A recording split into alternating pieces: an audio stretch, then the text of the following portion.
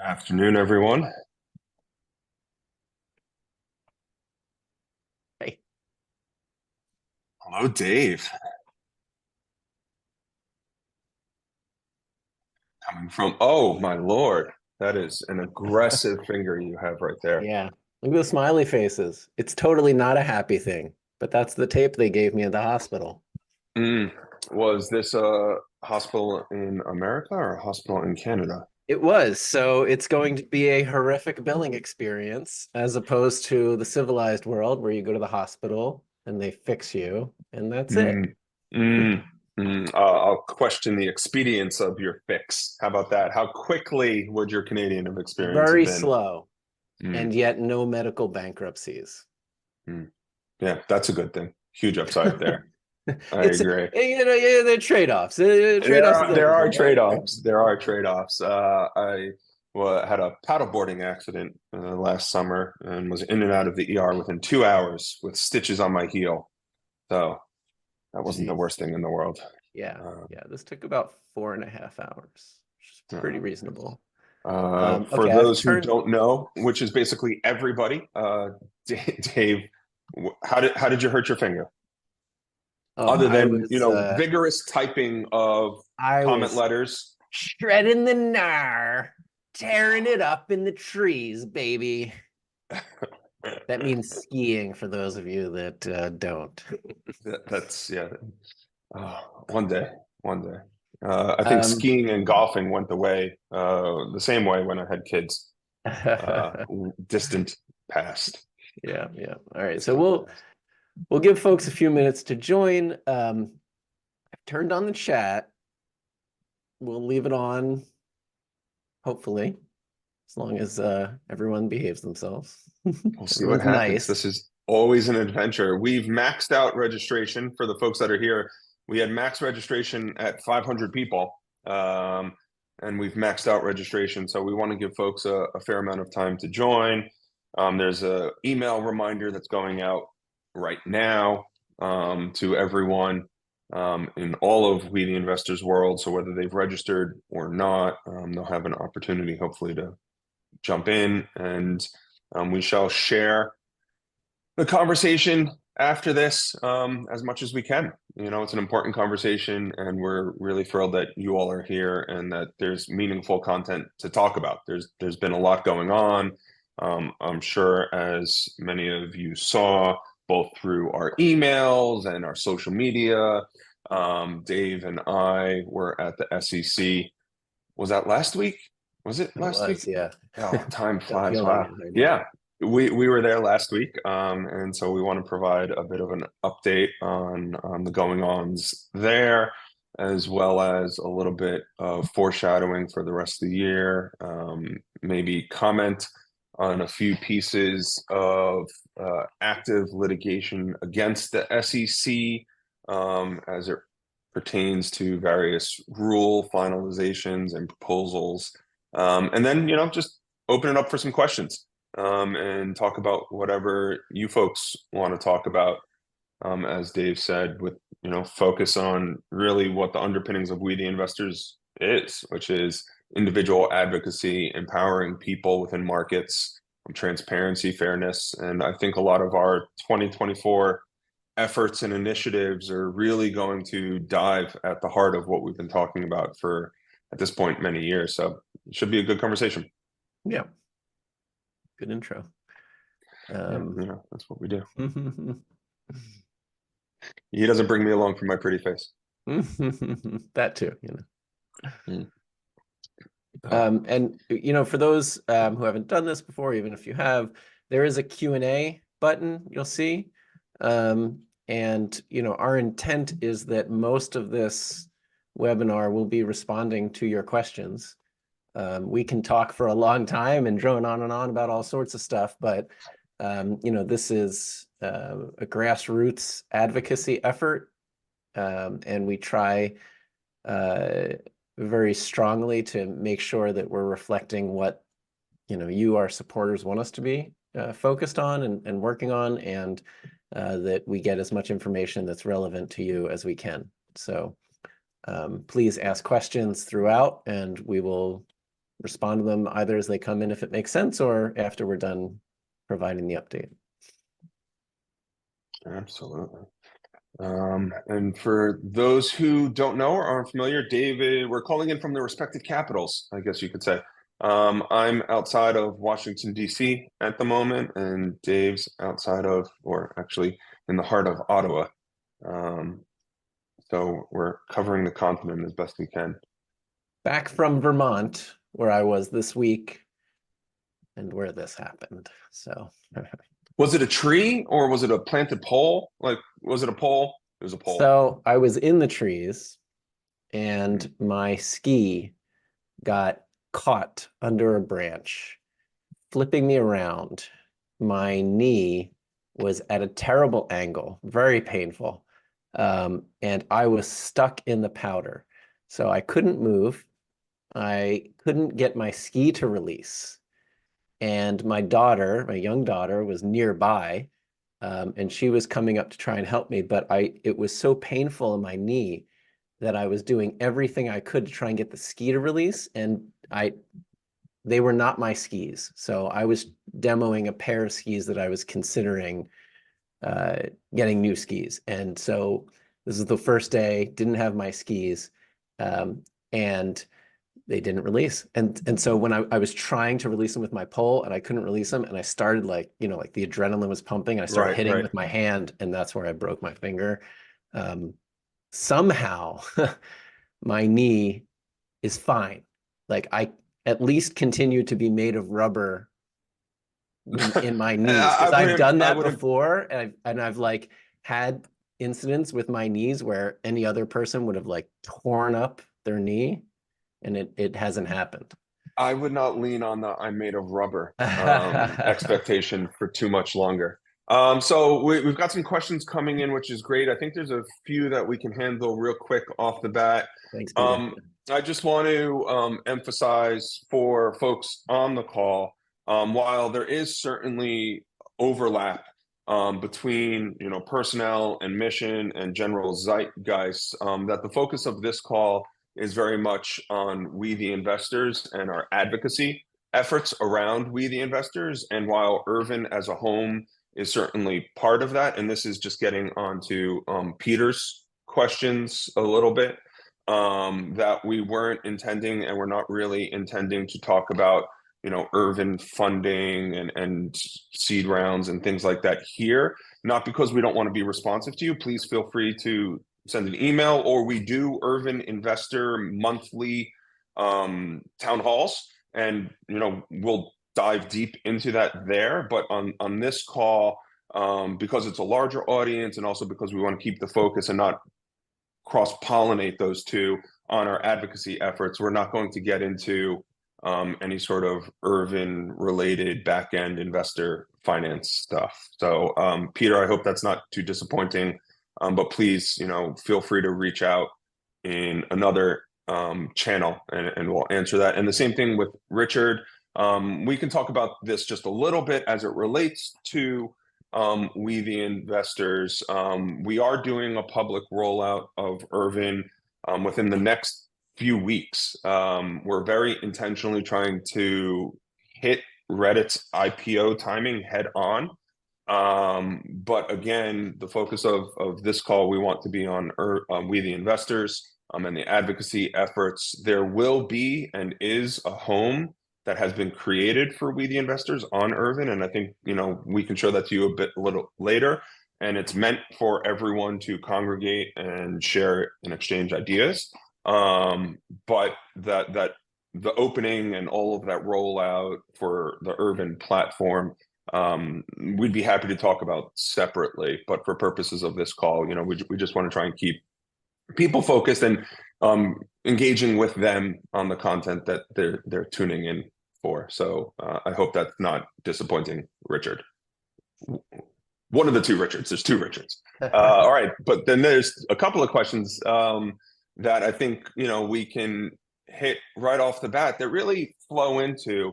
And Dave, it's 10 after. I think we should kind of just start getting into it. But there's a couple of questions that flow into why we're here, what the progress has been. There's a question from Richard is what do you think the chances that these rules will stop Wall Street crime, and that they might get passed and have meaningful consequences? And there's another question from Dave, not on screen, different Dave. What form of advocacy do you find gets the most attention, and attracts the most attention from the SEC? Speaking to representatives, SEC ombudsman. And those are both great questions. And I think in part they're the reason why we were invited to the SEC last week, and Dave was on the Investor Advisory Committee panel. And we can get into that experience and what was discussed and exchanged there. But both of those questions converge around the same answer, which is what's the most effective way to create change, to let authorities and people in power know that we want change. That's what our advocacy essentially is to create the platform, articulate the desires of that platform, what is the policy platform, and then marshal those efforts. And by far, what you all have done over the past 2 years is the most effective grassroots campaign that, I haven't back check this, but the letter, the number of comment letters, the level of engagement, there's a reason why we, the investors, and Dave and I are engaged in these conversations, invited into these rooms, and it's because of you. This is the most effective way to raise our collective voices. What we've been doing and what you've been doing through your participation has completely shifted where the narrative was being centered around and just moved it over to much more focus on retail empowerment. And, we're really thankful to have this opportunity to engage with you, to engage with the SEC. One of the questions mentions, are there more? Is there more?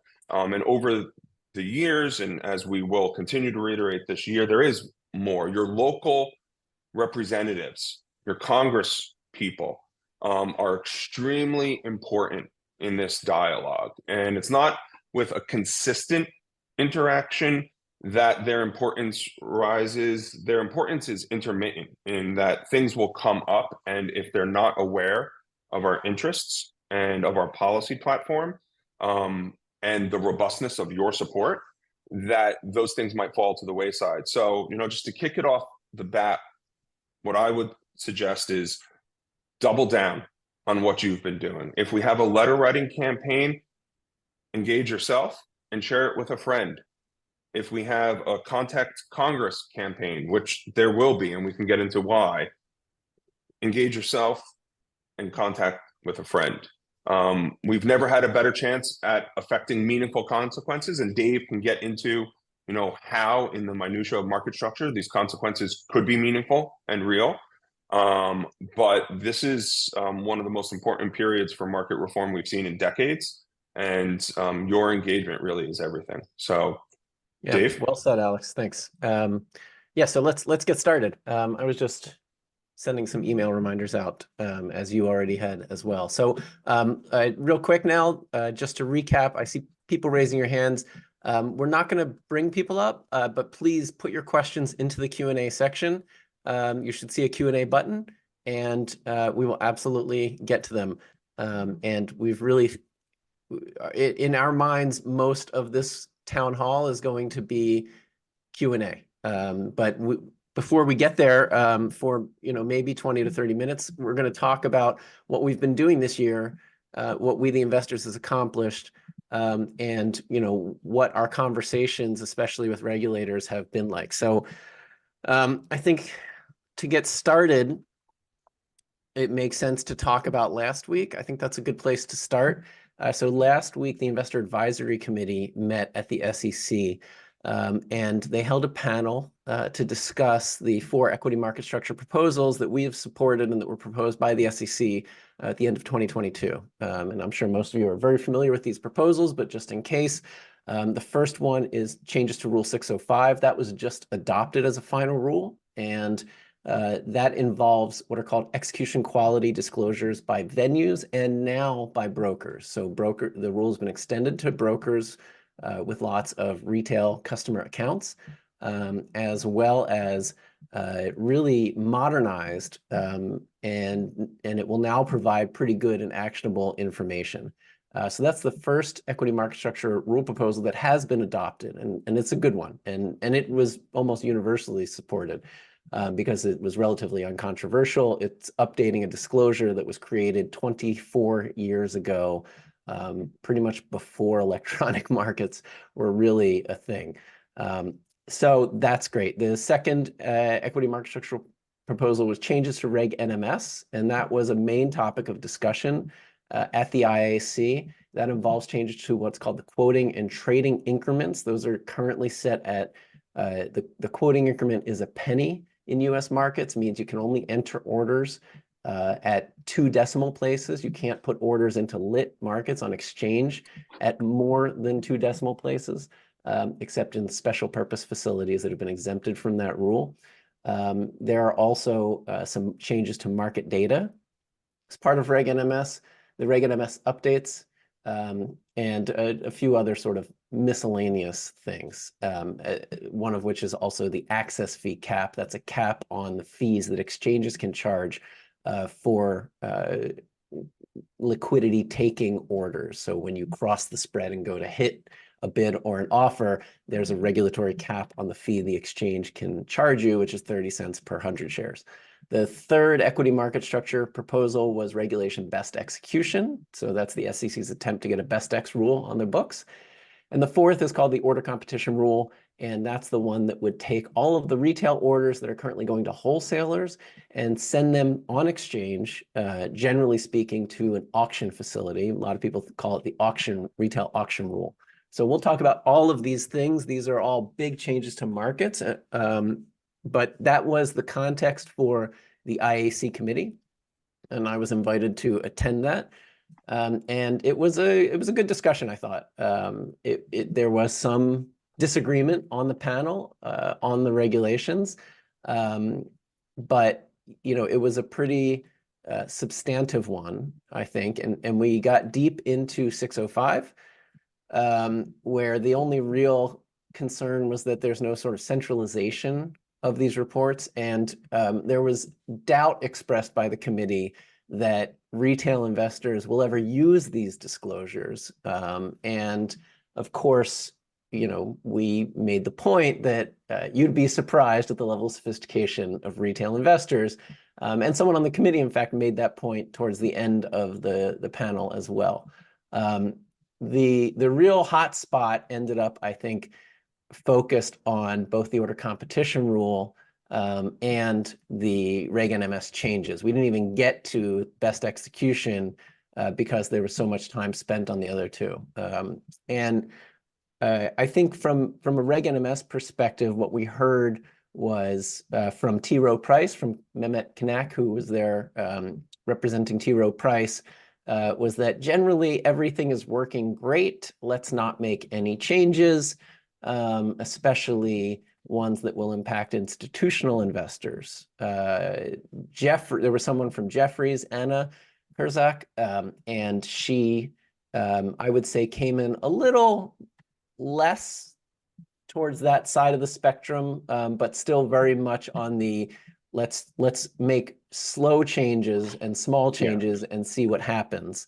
Yeah, let me jump in just real quick there, Yeah. Dave. That sort of commentary is one that we've seen and heard before in comment letters submitted in response to the SEC's rule proposals about incrementalism, the need to do them one at a time, measure the results of one before moving forward with another, and that collective uncertainty that the rules as a unit, if enacted, would present.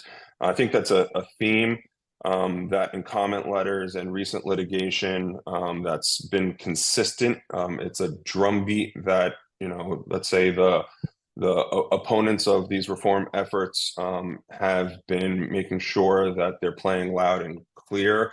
And it was interesting, at least for me, to see some of that same ethos being reflected in this panel, where that stopgap incrementalism, it's a and these are the words I think that really stand out, both from the comment letters and from the panel. These are rules, these are proposals in search of a problem.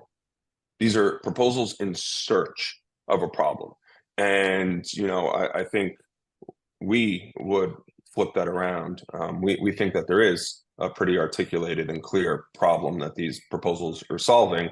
But just on this panel, I thought it was interesting to hear that line being articulated when we've seen a similar sentiment being expressed elsewhere. Absolutely. And sorry, if you see me grimace randomly from time to time, I also bruised my rib skiing. And it hurts. That actually hurts way more than the broken finger for We those of need you to wrap you in bubble wrap. joined late. Just Yeah. bubble wrap, Yeah. Yeah. Dave. Those trees got the best of me. Oof. This time. So, we tried to make that point. And I think this is a really important point to make. And I don't think that a lot of people agree with us on it, which is that US markets are not the best in the world. And again, Met from Tiro tried to say, hey, wait a second, Dave, how can you possibly say that? I trade on lots of markets, and believe me, they're way better, the US is way better.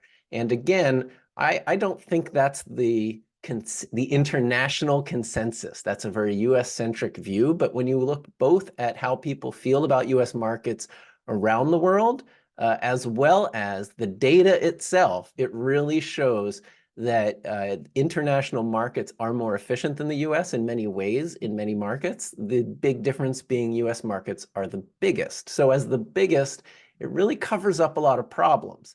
And so part of what we have tried to do, and what we tried to do in our comment letter on the order competition rule, was to actually quantify and demonstrate that there is a problem to be solved. And that problem is that spreads in the US are much wider than they would be otherwise if we had competitive markets, and that there's far too much trading taking place off exchange, and that we need trading to take place on exchange to facilitate price discovery, something I think many of you very much agree with. And we know many of our supporters, that is one of the core issues. And we're getting a lot of questions here about how do we address off-exchange trading? How do we deal with this glut of trading that can take 70, 80% of trading in some stocks off exchange? And that, of course, is wrapped up in the discussion around Reg NMS and the order competition rule. And both of those regulations would have a pretty significant impact potentially on the amount of trading taking place off exchange. The Reg NMS changes are far more likely to get adopted, especially in the near term. And so we're really spending time on that to try and push for the SEC to adopt those changes in the right way. And so as part, that was part of the panel discussion. Yeah. And then this will be public, so we can talk about it, Alex. That Before we move on to the yeah. the public, and I Okay. just wanted to echo something, and echo the sentiment of, it's popularly articulated again in comment letters peppered throughout the history, as well as in commentary, that U.S. markets are the best in the world, and obviously it's debatable because it's an open debate that's constantly occurring. But I thought it was interesting on the panel that when that statement was made and then pushed back against by us, that the U.S. markets are not indeed the best in the world, as Dave has articulated, that there's a lot of room for improvement, that the counterpoint that was made was, and I'll leave this unattributed, but as someone with a global mandate, that in my interactions with this global mandate, that I hear that there are worse places to trade than America. And if that is the most robust pushback, that there are worse places to trade than what you're claiming to be the shining exchange upon the hill, perhaps it's a position that needs reassessing. I'll agree. The U.S. is probably superior to, some markets. There are certainly worse places. We received a question. Maybe that this should not be the bar that we aspire to, of course. No, right? It's like best execution, right? Exactly. Nailing Jello against the wall is not best X. I've learned this from listening to Dave for some. We got an interesting question that feeds into this before we move on a little bit. there have been some global reforms related to FTDs and some PFOF efforts. I'm thinking South Korea and recently what they did. Dave, can you speak to that and what the analog would be or the implications would be for some of our efforts if successful? Yeah, I wanted to talk about that in sort of the Oh, what's okay. next. So All right, let's let's do that. Let's yeah, do let's that. get to that Let's in a minute. Okay. Let's just real quick, Sounds let's good. finish up. Yes, and I'm Yes, here and for it. exactly, I'm exactly, here for it. 100%. All right. So, what I think came out of the Investor Advisory Committee is that there is openness by this committee to get involved in these issues, and that's a really good thing. And so we're going to continue to engage with that committee because to try and understand how they see things and to make sure they have all the information possible, just like we're going to continue to engage with Congress to continue to make sure they have all the information that they need. And so coming out of the committee, we did get, we did spend some time with the chair's office on that same day. And this is going to be public record, so it's no problem to talk about it. But we met with Chair Gensler and then some of his staff, and we had really fulsome conversations about these issues and trying to, again, continue to push them to understand where we're coming from, to look at our comment letters that were filed, and to take them into consideration as they continue to get all of this pushback from the industry. So we had excellent conversations with them focused on, again, Reg NMS and the order competition rule. And we continue to push that as part of regulation best execution, that was an excellent opportunity to get rid of payment for order flow and exchange rebates, right? So there are two primary issues in markets. One is corrupt order routing due to inducements and incentives like exchange rebates and payment for order flow. And then the second is the internalization and level of off-exchange trading that inhibits price discovery. Payment for order flow and rebates is a really important issue. And it's one that other markets around the world, you mentioned South Korea, Alex, have addressed through best execution. South Korea has said payment for order flow is incompatible with best execution, much like Ken Griffin said. It was Precisely. 2004. That was a long time It's a ago. long time ago. Yeah, I know. It's Long time ago. everything has changed since then. True. So, but I made sure that the panel was aware, the committee was aware of Ken Griffin's comment letter, just as we made sure that the SEC was aware in our comment letters how Citadel felt before they were conflicted, and how Virtu felt before they were conflicted. Both of those companies were completely aligned with the reforms that we are pushing before they started making large amounts of money from those practices. And now, of course, they think that you will destroy markets if you change the things that make them lots of money. So those arguments tend to fall on deaf ears at the SEC, which is good. But of course, there's going to be legal fights that we have ahead of us. And so before we get to that, because that's a conversation that we also wanted to have, we do want to mention that as part of our conversations with the chair's office, we did bring up abusive short selling, stock lending, failures to deliver, all of these issues. And I want to talk about this for a second because we did a podcast episode with John Welborn, and I encourage everybody to check it out if you haven't already. And we talked a lot about short selling, the shortcomings of Reg Show and FTD's failures to deliver. And what I thought was a very interesting point that John made is that you don't need naked shorting. You don't actually even need anything illegal for short selling to be abusive to the point where it is market manipulation. And that's part of the big problem, is that Reg Show is so toothless that it allows for all of this within the legal framework. And so I think that's an important distinction to make, especially as we continue our advocacy efforts, that there are Yeah. problems, even legal problems, that need to be fixed. There are all these loopholes that need to be fixed. And we brought this up. And, my understanding from our conversation at the SEC is that this is an area that they are interested in tackling over the next term, right? Like that Yeah. there are politics at play today at the SEC, and it's important to understand that nothing happens in a vacuum, right? And there's an election coming in November. We are not political here. We have no there's no political advocacy that we are here to advance other than please register to vote. That's very important. Have your voices heard. But when we're talking about what the regulators are going to do and what the SEC is going to do, we certainly know what the SEC did in the previous administration, which was nothing. And we know what this SEC at least has attempted to do, and we are engaged with them, and we can see that their agenda going forward could be a very important one for the things that we care about and want to focus on. Well, we don't even need to dance around it quite as much. Representative Byron Donalds called us out as being so-called investors, that we don't actually represent the interests that we say we do.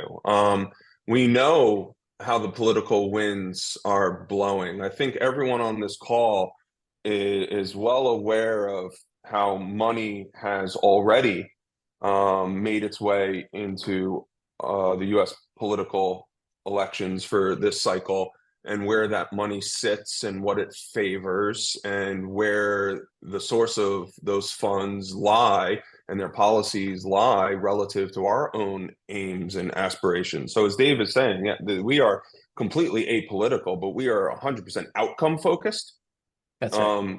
Right. And to be outcome focused, we cannot be naive about the realities and the political realities of what it is. And in order for us to continue moving forward the reform agenda that has been proposed because of the events of 2021, refined because of engagement with individuals who were born out of the events of 2021 in so many words, and now perpetuated by those same individuals. Everyone on this call, we all know, what the kill switch for all of this reform is. We all know Yeah. what the last bastion of hope for all this reform is. The legal system will be leveraged as it has been. I'm looking at two cases in front of me, and I'll talk about them briefly. One that's already been ruled upon, and one that's about to be ruled upon, and it's what it casts forward in terms of implications for this reform effort. But that's delay, right? It's more delay.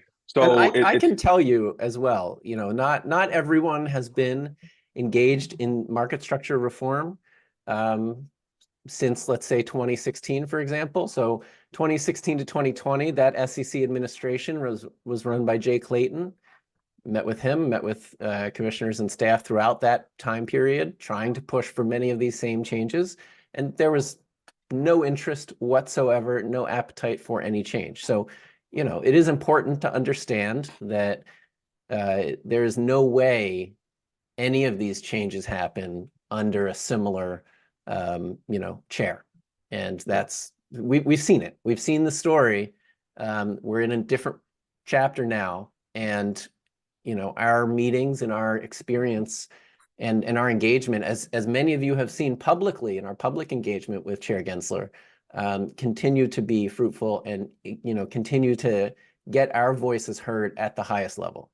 yeah, as there's an object in chat typically trying to act as if we don't exist. I think Yeah. that it's increasingly of a difficult exercise for, let's say, the institutions and people that oppose our policies and our perspectives to do that, because it's so clear that we exist. We're everywhere, and that's the fun part. Like, obviously, when it comes to the market reform structure and efforts, when we go into these meetings, Dave is the big brain and articulating force behind those, and I'm there in part, to kind of be of counsel and of help, but also to just reiterate that all of you are still here. We are still here, and it's grown, and that is so tremendously remarkable. people, as I think we opened up with this level of engagement, both in terms of its scale and longevity, is without um, um, comparison, and it's continuing to resonate, and it will continue to resonate as long as we collectively continue to show up, right? And that's why having you all on this call today is so important. Um, Dave, and again, not to marginalize all of Dave's efforts and career, but Dave has been saying many of these things for many years, and it is until the heft and the voice and the support 100%. Yeah. of everyone that the seriousness of that message is finally resonating. So, while it might seem um, fleeting to be up here with these calls or on the ground at the SEC. These are sustained efforts that up to this point and continue going forward have had impact and will continue to, and that's what we're here for. Yeah, so I think when you look at sort of what we, the investors, has focused on as an organization over the first 2 years of our existence, because we're right at that, I didn't even realize, right? But we're right at that Yeah, 2-year wow, yeah. anniversary now.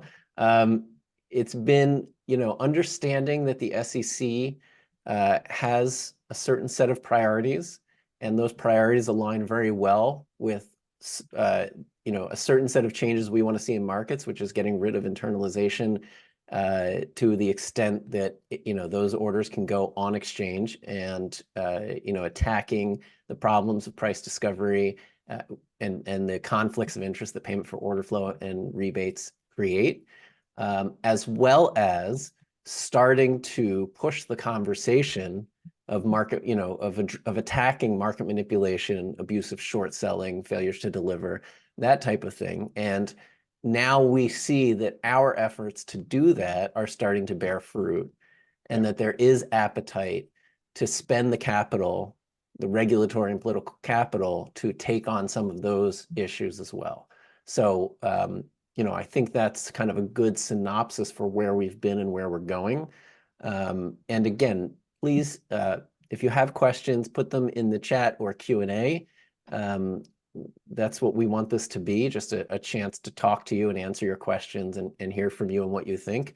Alex, you want to talk about, sort of the legal process that we will inevitably face on any rule proposal that gets Yeah, sure. approved? I think the best way to look at the future process is to look over, recent history and what's been unfolding.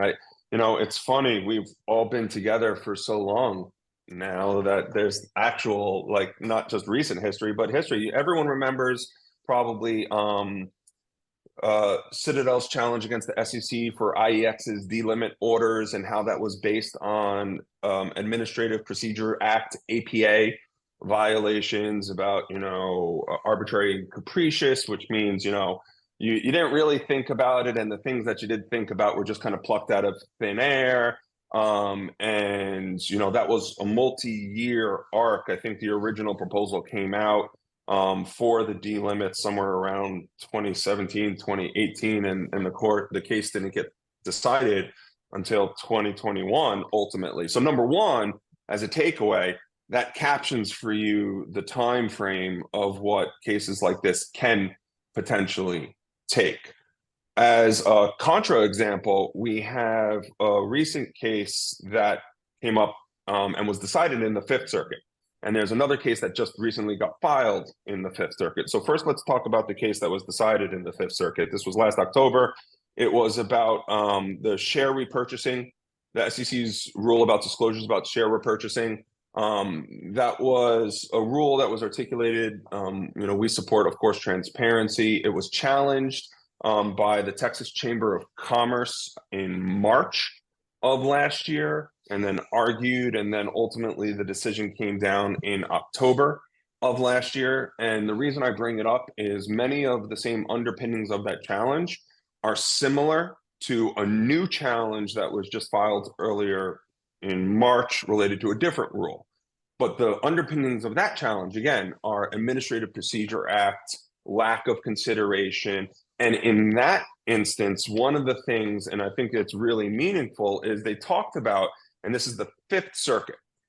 And the Fifth Circuit is routinely considered one of the most conservative court circuits in the nation. Fifth Circuit is essentially Texas and surrounding area. Second Circuit is New York. 11th Circuit is California.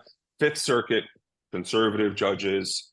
That's why there's a lot of challenges getting funneled into the Fifth Circuit. There was a successful challenge in the Fifth Circuit that was published in October about the share repurchase rule. And the reason why it was successful wasn't because of the first reason that was challenged, which was an insufficient economic impact analysis. That's important because that's something that's going to come up over and over and over. It's come up in this most recent challenge that was filed in March about the share short sale loan disclosures and short sale repurchasing. Insufficient economic analysis. It's cited in this new case. It was cited in this old case. Ultimately, what the court said is that there's no specific requirement in the act what the economic analysis, what the contours of that has to be. It doesn't have to be the most minutia data-driven thing in the world. It doesn't have to consider every single possibility. But at least in terms of this share buyback case, which came out last year, again in the Fifth Circuit, it said where the SEC failed, where it fell short, and why they lost is because the SEC did not articulate its considerations of comments that certain commentators have made relative to the economic analysis. So it wasn't necessarily that the SEC had to conform its economic analysis to what the commentators wanted. It's just that they didn't even respond and bear in mind what those comments were. And that itself, you have to read and you have to make sure that they're being considered. You don't have to necessarily follow.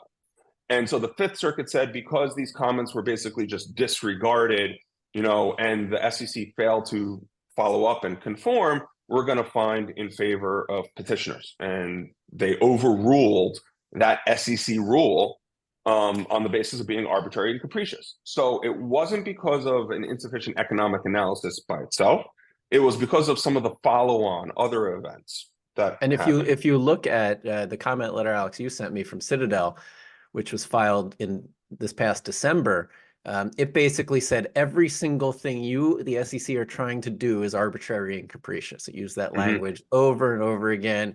It even said something as simple as if you try to change Reg NMS and only adopt a half-cent quote increment, that will necessitate a reproposal, that you didn't sufficiently consider the economic consequences in the original proposal. This is the way that good lawyers work. For background, I was a lawyer at Skadden Arps for 10 years, which is one of the top global firms. It's not all the same. The higher up you go in terms of the lawyering hierarchy, the more adeptly skilled individuals are to tease apart issues that seem like non-issues. You find questions where questions don't exist. You find conflict where there was no inherent conflict. You point out contradiction when it's not obviously contradictory. It's inherently contradictory because of the second and third order effects. You make hay out of potentially something that is just wet grass. And so that's what we see in, to a certain degree, with this recent case that was filed in the Fifth Circuit. It's March 5th. And this case is pushing back against, it's filed by the national. So the two new rules that the SEC adopted, one of which was our very first comment letter, was supporting 13F2, which is short position disclosures. So that was a rule that the SEC adopted, not as aggressively as we had urged them to, but our belief is that the SEC is adopting rules today to get to sort of a baseline and is very much open to strengthening these rules over the next few years as well. Yeah. That's another important consideration. So we have we have short position disclosure rules. That was the first rule, and the second rule was the securities lending reporting rule. And both of these were just challenged by an association of hedge funds, I believe, amongst others. Yeah, that's in the exactly Fifth the National Circuit. Association of Private Fund Manager, Managed Funds Association, Alternative Investment Management Association. And again, here, the basis of the challenge, and they tease it apart, right? They challenge the two rules as they relate to one another. So that is the basis of one challenge. And then they challenge each rule individually on two separate bases. So they take one thing and they relate them and then discuss the complications of the relationship and how the relationship itself wasn't teased apart in the economic benefit analysis. Right here, relative and distinct from the last case, here what they're saying is you have this rule, you have this rule. They're interrelated. You didn't discuss the interrelationship as necessary and as needed by the economic benefit analysis and as statutorily required, which it's not. Here, and just to quote, this is the Fifth Circuit in the prior decided case where it says, we agree with the SEC that, as a general matter, it is not required to undertake a quantitative analysis to determine the proposed rule's economic implications. And then it goes on, right? It's a much looser standard than what's being articulated in these things. It doesn't mean that you can disregard it, obviously not. And you still need to do a fulsome inquiry. But what these briefs are setting the stage for, if not overtly intentionally, but certainly from a precedent perspective, if this March 5th challenge against the SSR and SSL rules is successful on the basis of their interrelationship was not fully explored, the economic impact about this being adopted and this being adopted and what that cooperative impact would be wasn't fully explored, and therefore this is an insufficient articulation. What that would do, number one, in the Fifth Circuit at least, is set precedent that now anytime there's rules that could potentially implicate one another, they need to have independent economic analysis and then holistic economic analysis, even if they're speculative in terms of whether they'll be adopted in regulation. It's exactly that. It is a tactic to slow down the process, to make sure really that the status quo persists for as long as possible, for whatever the inherent reasons with that are. But Yeah, it's so important. Go ahead. yeah, Go ahead. I think it's important to understand that these are fights that are not finished even when the SEC adopts a rule. That the industry will do everything it can. People, especially online, like to say that the SEC is not proposing the right rules. They're not strong enough. They're not, they're not aggressive enough. And on the other side, you have the industry fighting every single rule proposal and adoption to try and prevent the SEC from doing anything at all. So, what we are going to continue to do is to support the rules that we think are important and to push the SEC to make them better over time. But certainly, we will consider how we can be involved even in the legal and judicial process to make sure that these fights are not going unanswered. Yeah.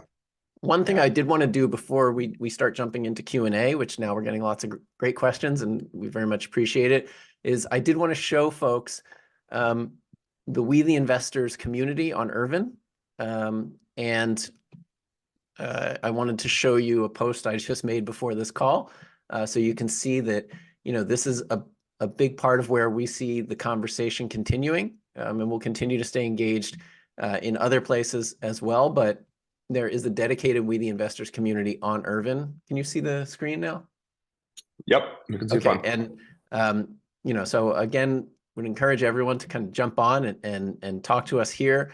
And this is just a comment letter someone pointed out to me from Larry Harris, who's a well-known professor of finance at USC. And in his comment letter, he describes how wholesalers manipulate markets in order to preserve the informational asymmetry and advantage that they enjoy from seeing this sort of captive order flow. And he describes, and he sits on the board of a retail broker, and he describes the exact manipulation that takes place to make it look like there's more buying than selling,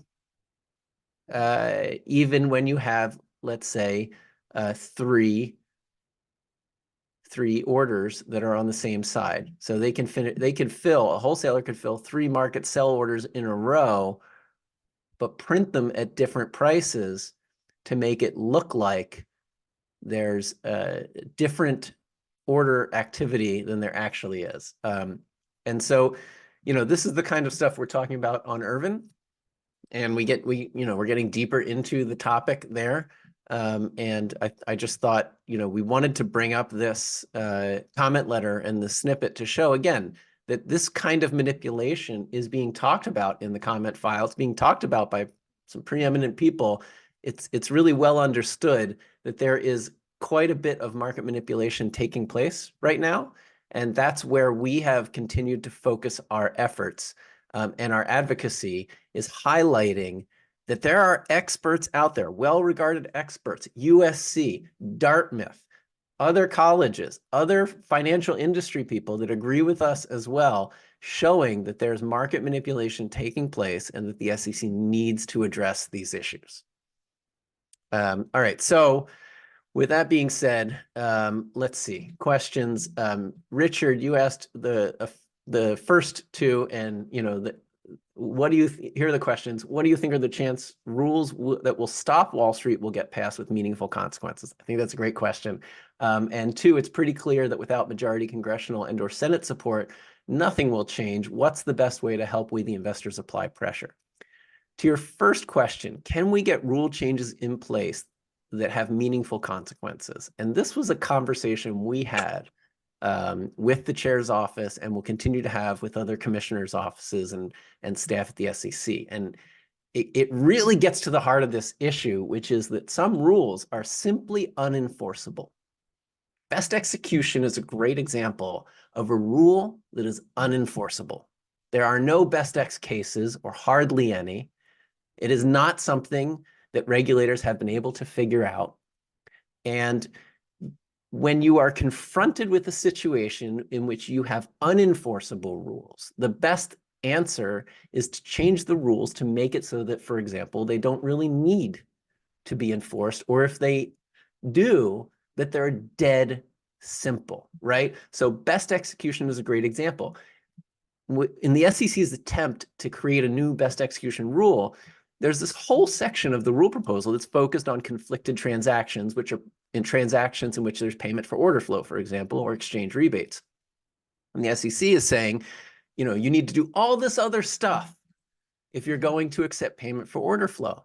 But that's not going to do it. That's just going to result in a bunch of box checking and a bunch of legalese and a bunch of, documentation that shows that firms are doing what they need to be doing, even though they're not, which is exactly what they're doing today. And our point to the SEC was exactly this.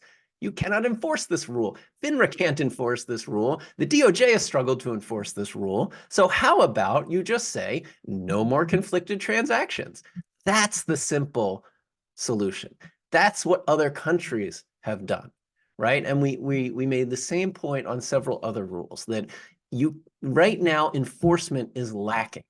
And so you need to give enforcement authorities the ability to enforce, because otherwise, as Alex can talk about, you get sucked down this black hole of attorneys that are way more expensive and way more that have way more resources than government enforcement authorities. And therefore, large firms can skirt the rules or delay and delay and delay and continue to print money while they're delaying.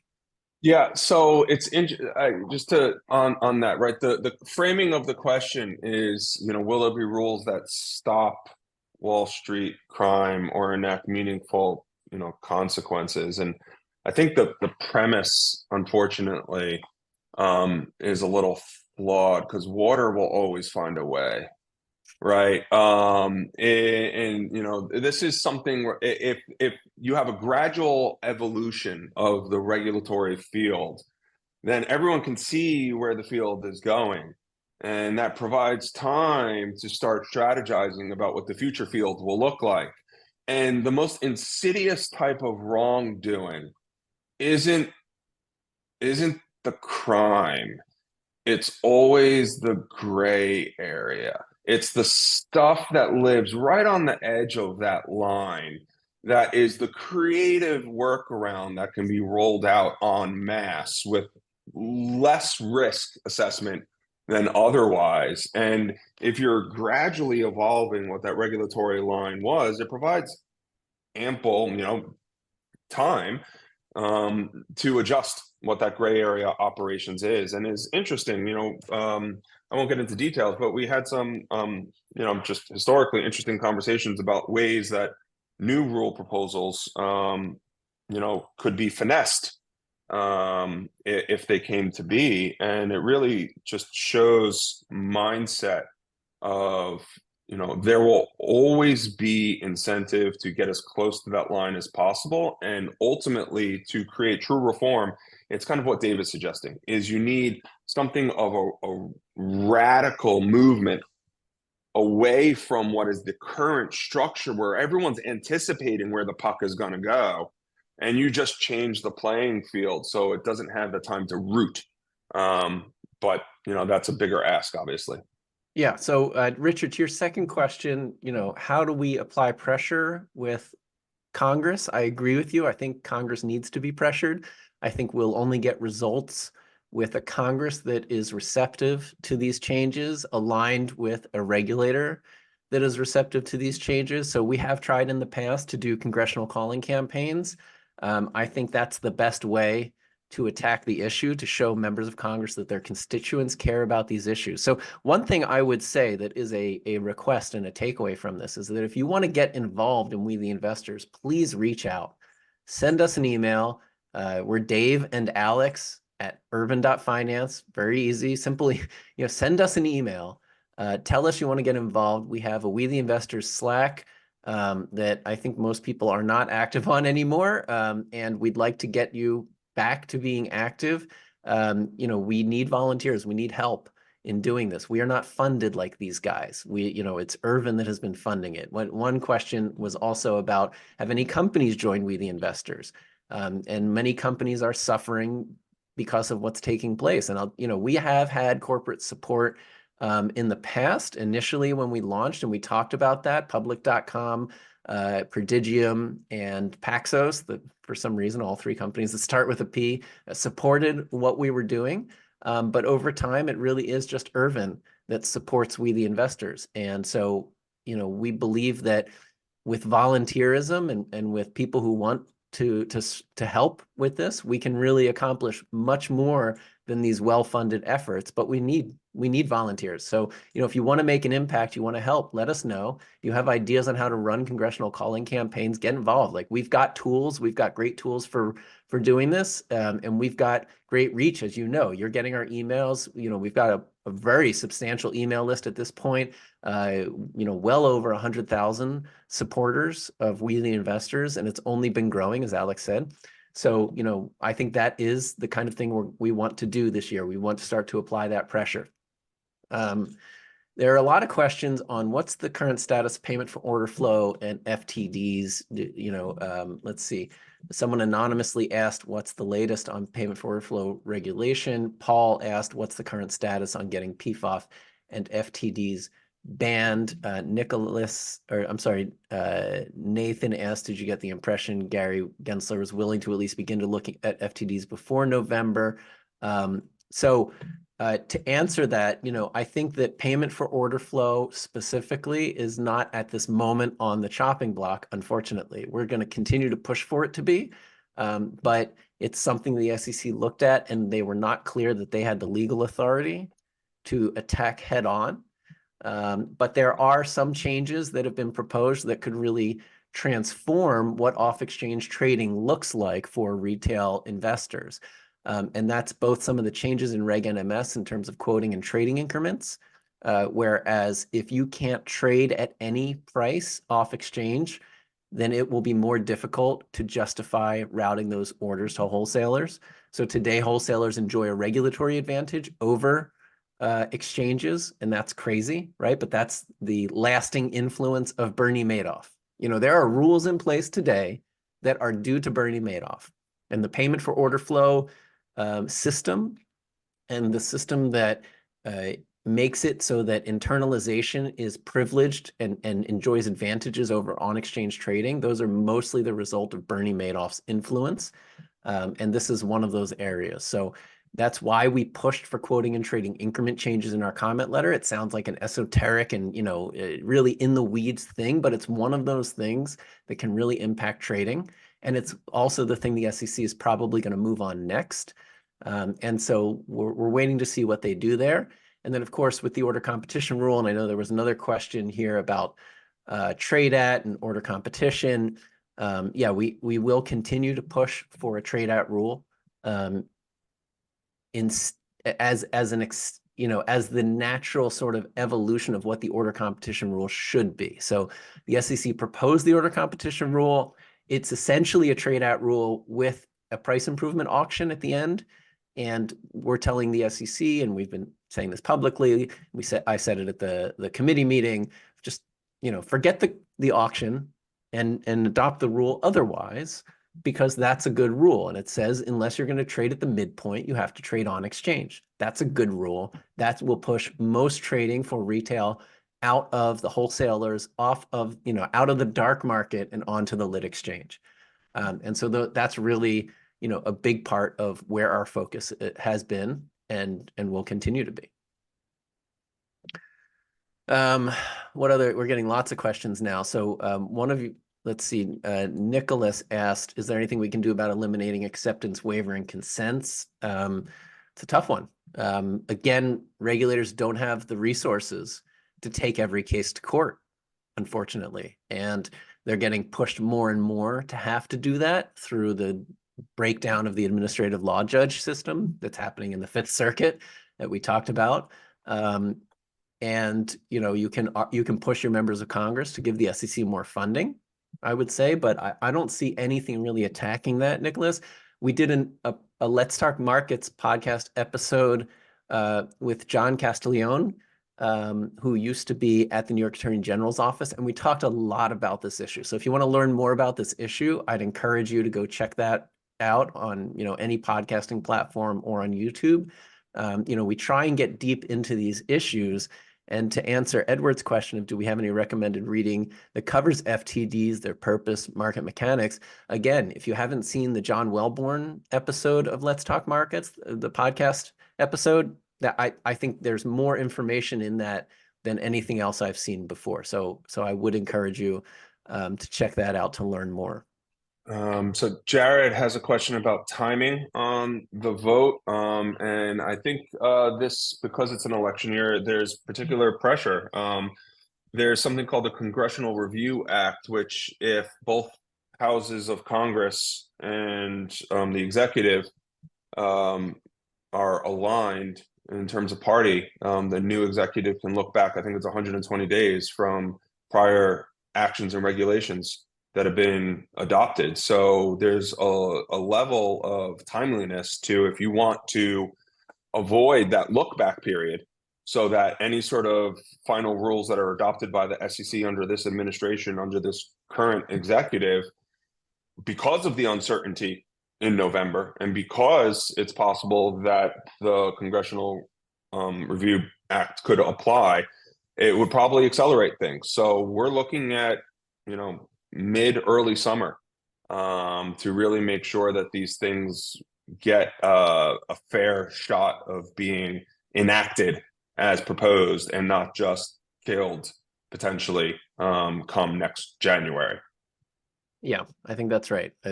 November is definitely, bearing down on everyone.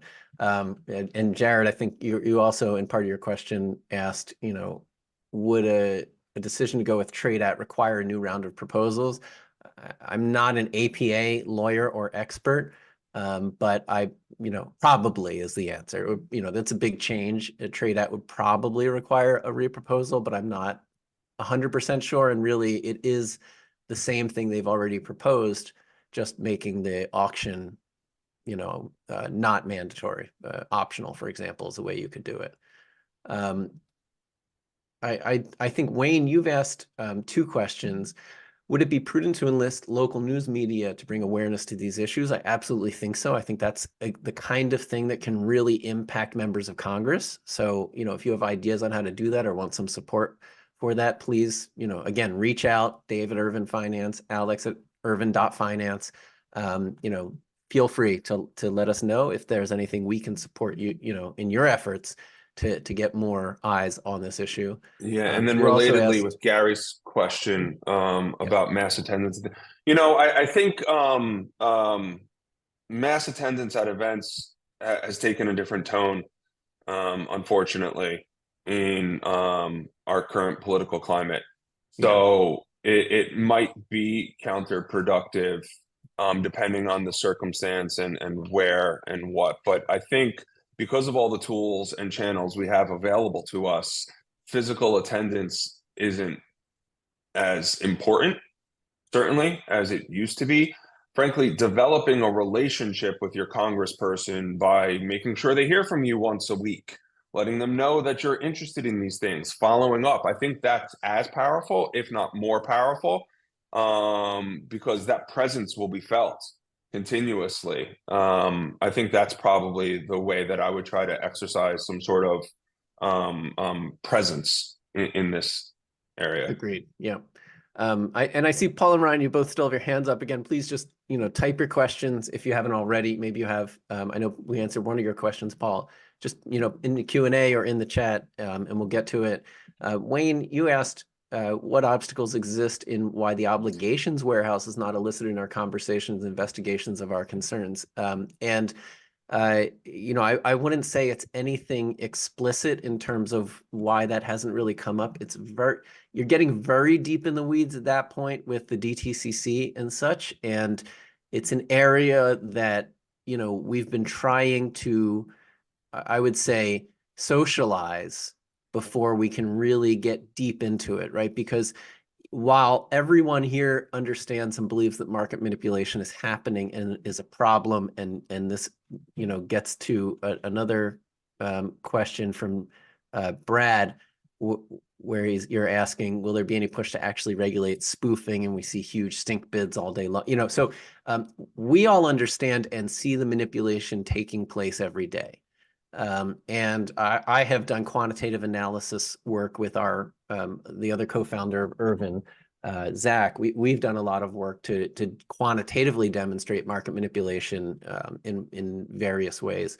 But it's not something that regulators have been focused on. And as you've seen, there haven't been enforcement actions around market manipulation on the equity side. We've seen it in futures markets, in the metals market, we've seen it in interest rates from the Fed, but we really haven't seen it coming much from US regulators in the equities markets, outside of a few isolated cases. And we've started to see more civil private actions on this issue. And so I really think that from this perspective of getting deep into it, like obligation warehouse and FTDs, that's what we are trying to do now that we have sort of socialized the issue enough that regulators are interested, that the SEC is interested in discussing this with us. So in our second AMA with Chair Gensler, he did say, hey, why don't we have a meeting specifically on FTDs? In our meeting with him last week, we brought it up again, and he said, yeah, let's have that meeting. Let's continue that conversation. So there is now interest again at that level at getting into these issues. And so I think that's really what we will focus on, and we're adopting as part of our platform with We the Investors. If you look at our second letter that was focused on FTDs and settlement, both looking for better disclosures around FTDs so we can get a better handle on the problem, but really trying to push to move towards a settlement discipline regime like they adopted in Europe, in which you have mandatory buy-ins, escalating fines for FTDs. That framework, again, where you can't get around the issue, right? You can't manipulate your way around the rules because the rules become self-reinforcing and they don't require regulators to be able to enforce rules that are unenforceable. And I think everyone here understands as well that this is an international issue, right? There are international loopholes. And as long as there's one market that provides those loopholes, you're still going to have these problems. And today that market is the US, to a lesser extent Canada, only because Canada is smaller but has even worse rules around FTDs and abusive market manipulation. Europe has gotten its act together, even though those rules haven't been they've been adopted but not enacted. There's timing issues, but they're coming. They're all coming now.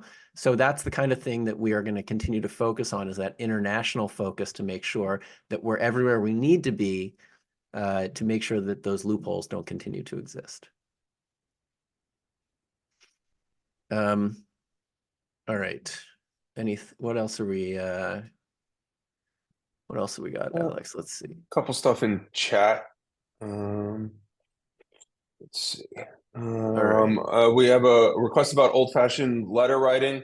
In terms of physical letters, yeah, every time we're going to be doing this in the not so distant future, we've had the second letter from We the Investors that's already had electronic signatures. I don't know, we haven't submitted it officially yet, but every time we do a letter writing campaign, a physical companion letter to the SEC, a physical companion letter to your representative, multiple, your House and Senate. I think that's always encouraged. And as you're saying, it underscores the fact that, here's a letter with a postage mark.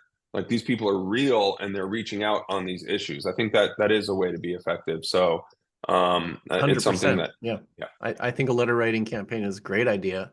And again, it's really a matter of like the resources that we have to devote to this stuff.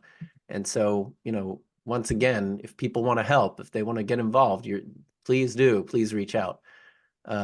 Ken, you asked, what's the feasibility of taking our ball and building our own playground, retail brokers, exchanges, banning institutions entirely? I think that would not work, frankly. I think it's just there are current rules in place that prohibit that from happening, like exchanges. One of the requirements for an exchange is you have to have fair access, so anyone has to be allowed to connect. I think that there are some interesting efforts to do that, to build unconflicted brokers, for example, or to build execution venues, off-exchange execution venues that are trying to do it right. They haven't gotten it to much scale. Some of the brokers have, like public.com does a great job of this. It's not an endorsement of just, an example of a broker that doesn't accept payment for order flow. Fennel is another one, and they've been very supportive of our efforts as well, those two brokers. If you have brokers that, do accept payment for order flow, either in equities or in options, which, some of them don't do equities, but it doesn't matter because options, that you get far more money. You might want to consider that there are alternatives out there today, and there are new alternatives coming along that we know of. So that's exciting to see. I think that's a good private market solution to some of these issues, but I really think regulatory change is going to be the thing that fixes some of this. All right, I'll take Brandon. Hey, Brandon, GameStop. And one more time, GameStop. I think ultimately why it's become like Fight Club is because we're trying to cast as broad of an umbrella, and that's always been the case, is really embrace what has become a multifaceted push that has arisen out of a lot of communities that feel wronged, that feel marginalized. I joined through the GameStop movement. That was my entree point to all of this. This is where I met Dave. And it's certainly to no exclusion of any equity. I think that's ultimately why the dialogue became more generic in that sense, because we didn't want people, and still don't want people, to feel like their interests aren't being included because of a dialogue or a focus on any particular equity. These issues are pertinent across the board for things that we're aware of, and probably for things that we're not aware of because they're so well buried. And ultimately, that's where it is. But I hear the earnings report is coming out not so distant future, and fingers crossed. Hope that answers your question.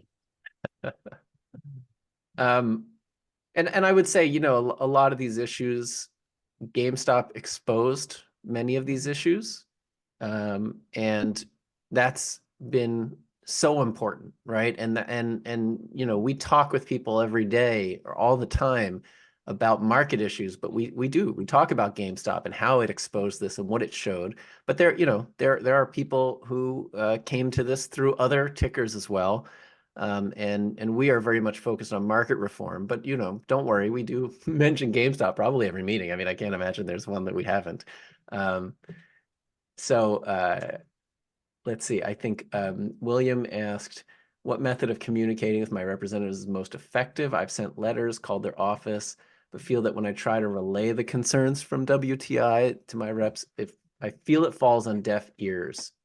Should I focus more on the quantity? Yeah, go ahead, Alex. You know, Dave, we had.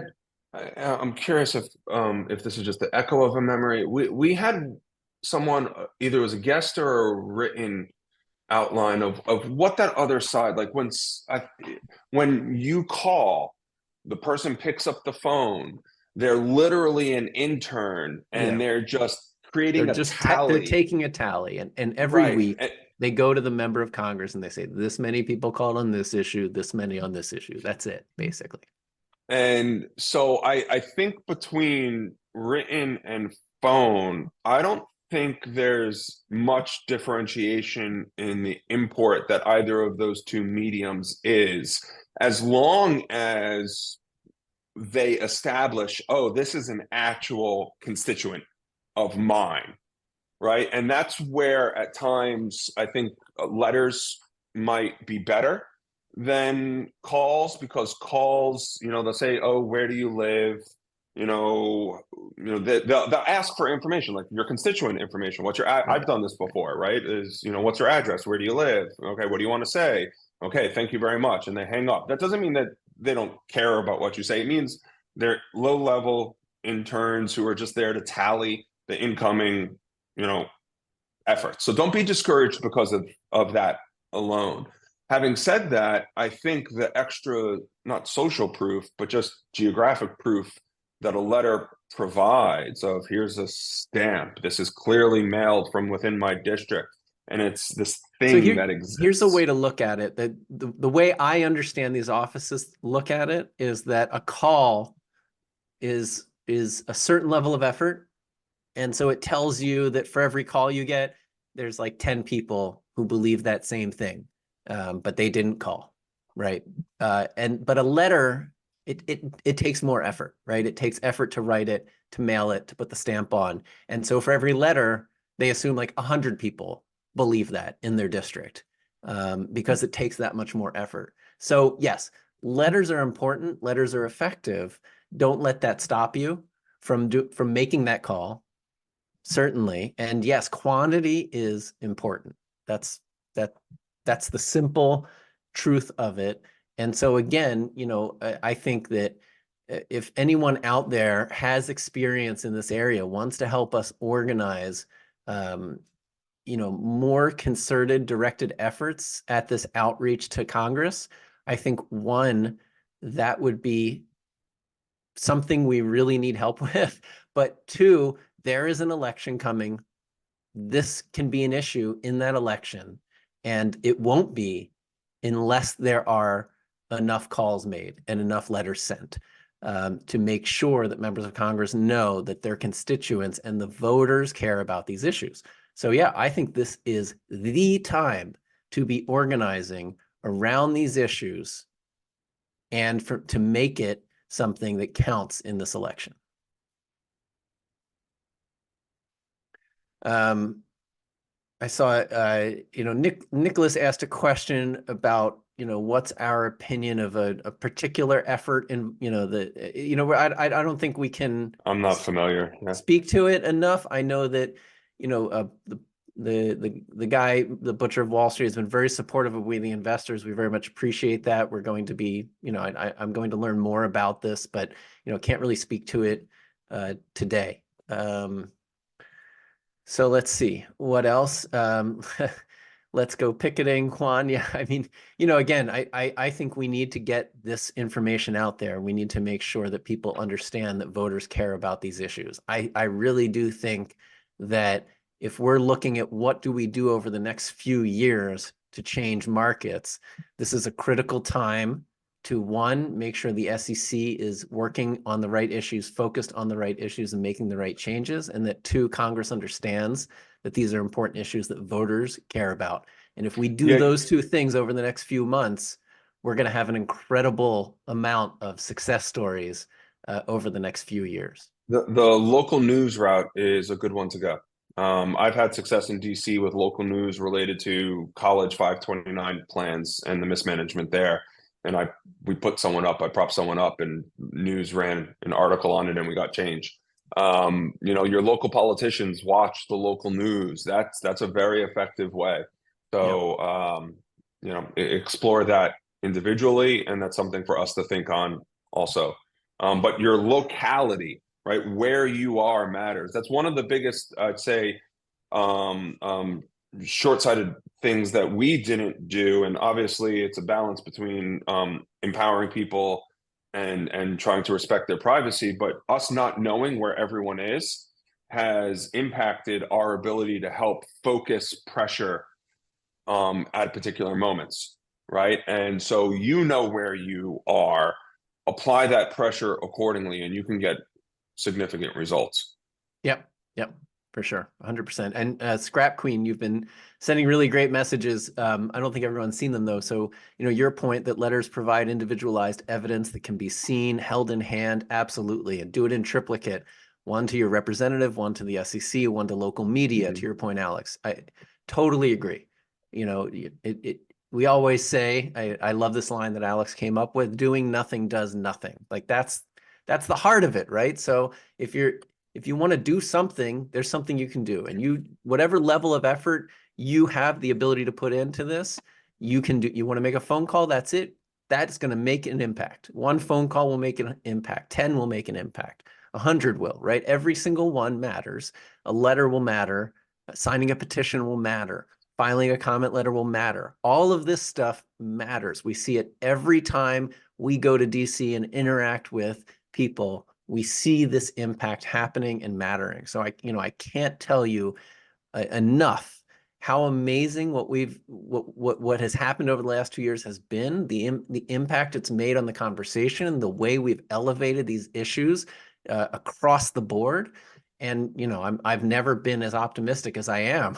I've been trying to change these rules for a long time. I've never seen the actual ability to change these rules come together like I see it happening right now after Yeah. years of work by us and many other people. And it really feels like everything is starting to come together for this. Yeah, and on that point, like ultimately, as we started with, like we the investors is outcome oriented. We're apolitical inherently, but we're very much outcome oriented. And what's great is that ultimately the issues that we're pushing for benefit the individual, right? And that is the voting public.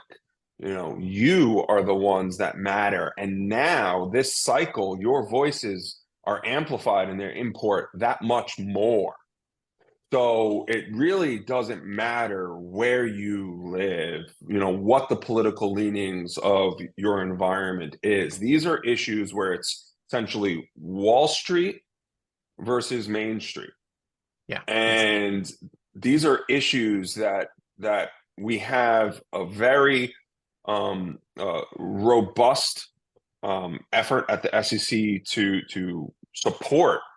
And if we can continue to support the movement that's been established and lay groundwork for what we see as really all of these important issues with We the Investors letter number 2, and we show that through the swell of effort, it positions us so much stronger for that back half, that second effort, because we mattered so much with this first effort. So just to reiterate what Dave's saying is for the folks that are US, that is a very important focus that I think that we will have and that you should have. And for the OUS folks, the folks that are not in the United States. Our SEC comment letters are always open because you're a participant in global markets and you matter. When it comes to congressional pushes, that's a little more nuanced. Obviously, we want to make sure that people are in districts that are saying they're in those districts, and we want to draw those bright lines because that is what helps emphasizes those things. But there's efforts for use too. If there's ombudsman or generalized efforts, we'll make sure to highlight those as well.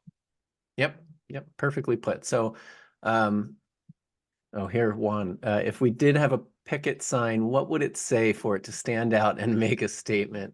I'm gonna go hit the street in my hood. It's a good question. I'm not a marketing guy. Yeah, I'm the my picket would be really right. little writing and lots of numbers, so don't listen to me. Yeah, no. So one, I like free trading ain't free. Oh yeah, the free trading. Don't like we the investors are here. Don't ignore we the investors. We the investors matter.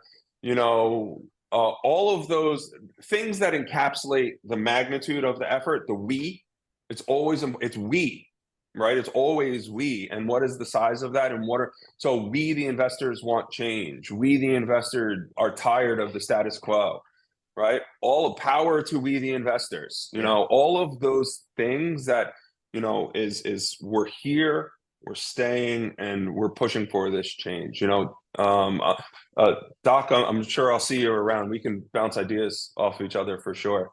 Yeah, let me know. 100%. So I think that's a good place to wrap up. Again, can't tell you all enough how much we appreciate you being involved, being here, on an almost hour and a half long call, because you care about market structure. No one would have thought this would be happening just a couple of years ago. Here's a good tip from Michelle to use ResistBot to contact representatives, and it's resist.bot. I've seen that before, and I think it's a good way to facilitate communication. We also have a tool on the We the Investors website, so you can just go to wetheinvestors.org and punch in your address, and it'll tell you who your members of Congress are and can even connect you on the phone. And again, if you want to get involved, reach out. Dave at Urvin.finance, Alex at Urvin.finance, reach out. We'd love your help. We'd love volunteers. And, we really think that this is the time to be pushing on the gas pedal. And that's what we're going to do. And so, again, thank you, everyone. And we'll continue to hold these every couple of months. We'll continue to reach out on email, on social media, on Urvin. And, we just please stay involved. And thank you for caring about these issues. Thank you so much. All right. Bye, everyone.